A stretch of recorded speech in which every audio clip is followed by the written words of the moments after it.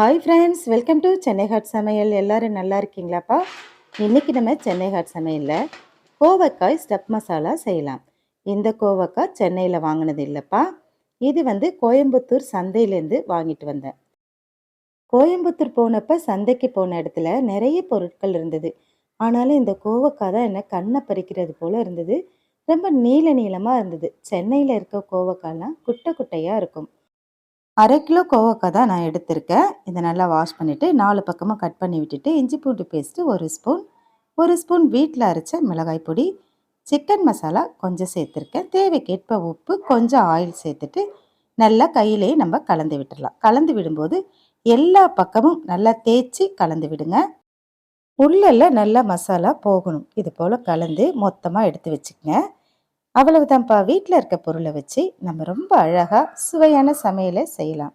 Chennai hot சமையலில் எல்லாமே சிம்பிளாக இருக்கும் பாருங்கள். அவ்வளோதான். உப்பு கொஞ்சம் பிடிச்சதுக்கப்புறம் ஊற வச்சுட்டு இதை நம்ம பொரிச்சு எடுக்க போகிறோம். நான் தோசை கல்லில் தான் கொஞ்சம் எண்ணெய் போட்டு நான் பொரிச்சு எடுக்கிறேன். கடாயில் எண்ணெய் சேர்த்து நீங்கள் இதை பொரிச்சு கூட எடுக்கலாம். ஆயில் கம்மியாக செலவாகணும்னா இது போல் செய்கிறது நல்லது. 2 பக்கமும் திருப்பி விடுங்க. எண்ணெயிலே வேகிறதுனால சீக்கிரமாக வெந்துடும். நல்லா வெந்ததுக்கப்புறம் தயிர் சாதம், சாம்பார் சாதத்துக்கெலாம் இதை வச்சு சாப்பிட்டிங்கன்னா ரொம்ப டேஸ்ட்டாக இருக்கும். சுவையான கோவைக்காய் ஸ்டப் மசாலா ரெடி ஆயிடுச்சு. நம்ம குழந்தைங்களுக்கு இதை செய்து கொடுத்தீங்கன்னா விரும்பி சாப்பிடுவாங்க. ஆனால் இதில் ஆயில் அதிகமாக இருக்கிறதுனால அடிக்கடி செய்ய வேண்டாம். என்னைக்காவது ஒரு நாள் நம்ம வீட்டில் தயிர் சாதம், ரசம் சாதம் இருக்கும்போது இதை செய்து ட்ரை பண்ணுங்கள்.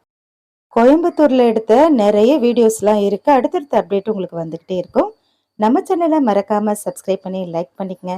சுவையான கோவைக்காய் stuff masala ready. Thanks for வாட்சிங் ஃப்ரெண்ட்ஸ். நம்ம சேனலை மறந்துடாதீங்க. நன்றி.